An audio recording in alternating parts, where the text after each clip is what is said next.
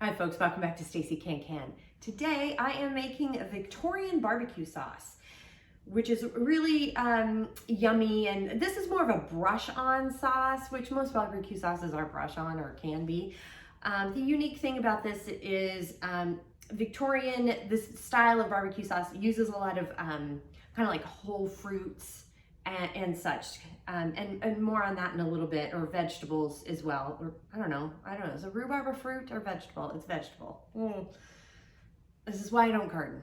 Anyway, so the ingredients that you need are 8 cups of rhubarb, which this is a great time of the year spring is a great time of the year to make your condiments and such. That's coming up for barbecue season, which is one of the reasons why I'm excited about this recipe. Great, yummy, chunky, well, it's not really chunky, but thick, kind of a saucy thing. And rhubarb, I love rhubarb, and what a fun twist to it. Kind of gives it it'll give the sauce like a good rich tanginess to it as well. So we need 8 cups of rhubarb. You need 3.5 cups of brown sugar, and it's lightly packed. When you say lightly packed, you don't want to just smoosh it all the way in, but you also don't want to scoop it out. So you just kind of want to gently tap it down. 1.5 cups of raisins, and we're going to chop these. We need 1/2 cup of an onion chopped, 1/2 cup of white vinegar. We will need a teaspoon of ground allspice, cinnamon, and ground ginger. All of it's ground to give it that nice kind of good poppy flavoriness. And these spices will offset the rhubarb and the raisins and the brown sugar as well. It's just going to be a nice little hodgepodge of deliciousness there. The tools. We will be needing our jar lifter, our lid lifter here today, our funnel, our ladle, excuse me, our Headspace tool. I will be using a chopstick today because we will be bubbling, getting the air bubbles out of the jar, and also a funnel. We're doing, I believe this is a 1/2 inch Headspace that we'll be using today. So I am using my 1/2 inch Headspace funnel. We need our lids and our rings here, and I do have a pot with lids in it.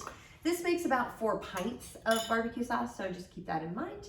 And then also I'll need a pot here for everything, and then I've got my jars heating up in the canner. So with all of that, let's go ahead and get started. This is a fantastic recipe where we just start dumping in all the ingredients. So we are doing 8 cups of rhubarb, just kind of chopped up. This equaled, I think, about 10 long stalks of rhubarb.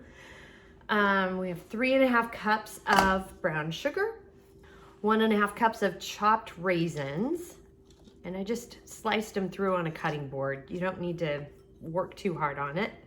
1/2 cup of onion, 1/2 cup of white vinegar. We got a teaspoon of allspice, a teaspoon of ground cinnamon, teaspoon of ginger, and a teaspoon of salt. We're gonna bring this up to a high heat. We're gonna bring it to a boil.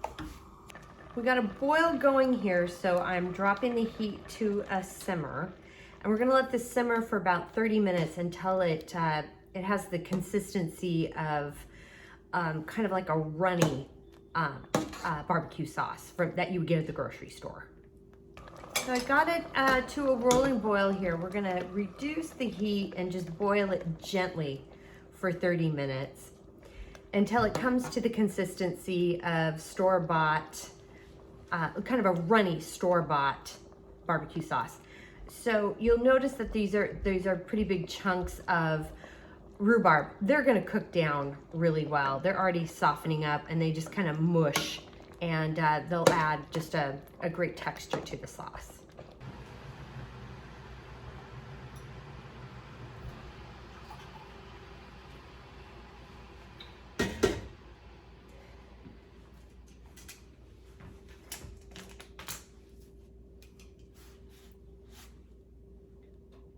The 30-minute timer has gone off, so it is time to remove the jars that have been heating up in the canner. It's 180 degrees in here, which is where you want it to be when you are putting a hot item into a hot jar. You want the canner to be about 180 degrees. It helps, that's just the temperature needed for appropriate processing. So we are filling this to a 1/2 inch headspace.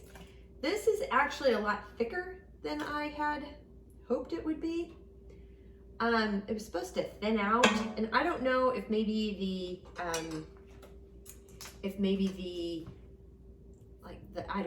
the rhubarb wasn't as liquidy as needed or what have you, but this is what we have, and it smells amazing and it tastes amazing.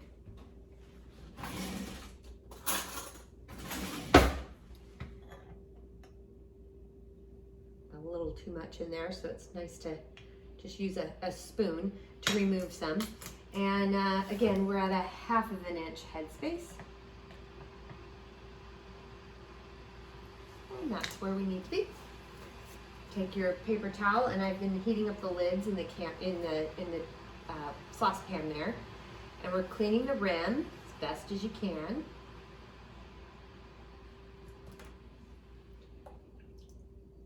Adding the lid, and fingertip tight. And take your jar and up and over and into the canner. Do not tip or tilt. I got all the jars in the canner, and I've covered it, and I've got the heat up too high. When it comes to a whirling boil, we'll set the timer. I've got a rolling boil going, so I've set the timer for 15 minutes, and that's for my altitude, which is 0 to 1,000 feet. For more time and processing time information, you can look up here in the corner or down below in the show notes. The 15-minute timer has gone off, so I'm going to go ahead and cut the heat. And I'm also going to carefully lift the lid off. We're going to take the lid off. You want to make sure you lift it away from your face. That steam is hot. It'll give you a facial you don't want. We're going to set the timer for 5 minutes. This is going to allow the food to settle into the jar, and it helps with the sealing process if you give the jars just a minute and you don't pull them out immediately into the cool air. 5-minute timer has gone off, so I'm going to remove the jars. Got one that already sealed, 2 that have already sealed. And this is how you make Victorian barbecue sauce. It's very good. It's very, very good. It's got the rhubarb gives it a really great tang to it, which you would think is surprising, but it really does pack a nice punch to it. It's thicker than I'd liked, as I mentioned when I was pouring it into the jars, but you can thin it out if you need to with some, I would use apple cider vinegar, and if you want to combine it with a little more sugar in there to thin it out if you need to, you can, to offset that flavor. You could also add a little water to it too, or just some apple juice. Apple juice would be another good option as well. So those are some variations that you can use to thin out the sauce. So that's how we make it.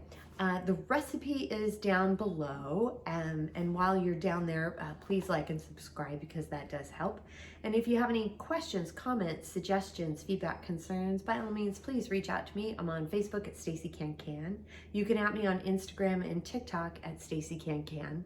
My website is www.staceycancan.com, and my email is info@staceycancan.com. Plus, I'm also on LinkedIn. Just check me out at Stacey Can Can. Thanks so much again for joining me today, and until next time, happy canning.